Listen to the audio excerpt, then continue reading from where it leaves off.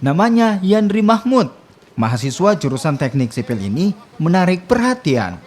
Dirinya datang dengan menggunakan sepeda saat prosesi wisuda.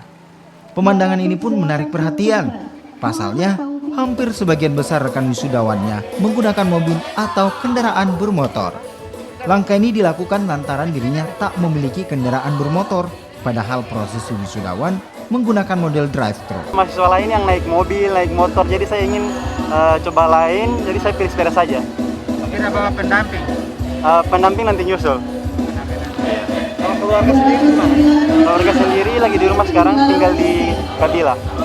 Wisuda dengan model drive-thru memang sengaja dipilih untuk menghindari kerumunan, mencegah penyebaran COVID-19 di Gorontalo. Dari situlah kita mencoba untuk melihat kondisi dan situasi, dan akhirnya kita mengambil jalan melakukan wisuda drive-thru, di mana kita mengkombinasikan, di mana untuk prosesi sakralisasi wisuda di awal itu kita gunakan secara online. Bahkan untuk anggota senat pun itu tidak keseluruhan hadir, mayoritas itu hadir online dari rumah masing-masing. Dan untuk prosesi wisudanya sendiri itu kita lakukan secara drive-thru, di mana seluruh wisudawan bisa datang untuk selanjutnya melakukan prosesi wisuda dan langsung kembali. Tahun 2020 ini, Universitas Negeri Gorontalo mewisuda 1.500 mahasiswa.